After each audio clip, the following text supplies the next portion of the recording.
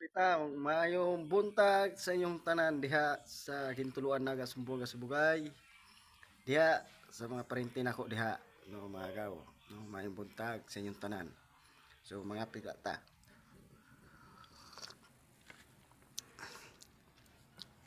So kaarawan ngayon sa Panginoon ni Jesus Christ araw nga ng linggo magsisimba o magdasal ta palagi araw-araw mga idol mga guys.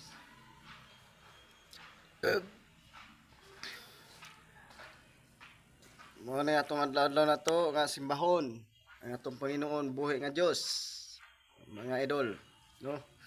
So mayong buntag niyo da tanan nasa akong mga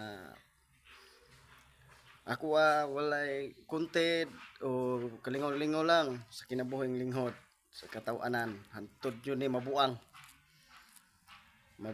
ta sa mga kwan mga tungkol sa mga tinana mga vlogger mga idol no.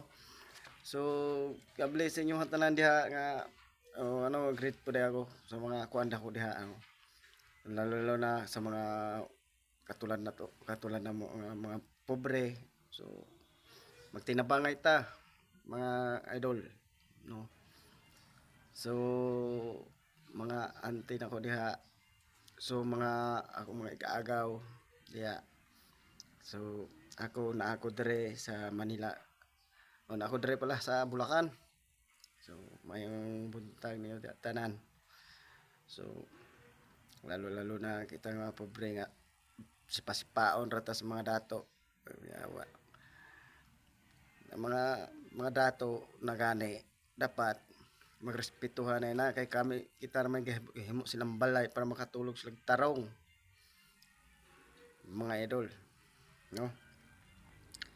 So sa akong mga kuan dili wala man ko ingon nga content ko pero na kuha naman ko dire sali naman ko sa inyo ha. So na tungod nagka video lang ata to.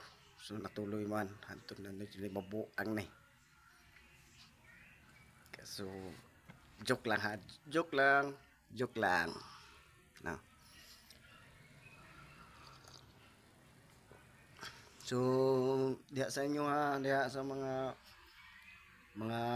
kuan tungod sa mga panahon karon kay tungod sa panahon karon na nagbago na ang atong panahon tungod na hapit na magbalik at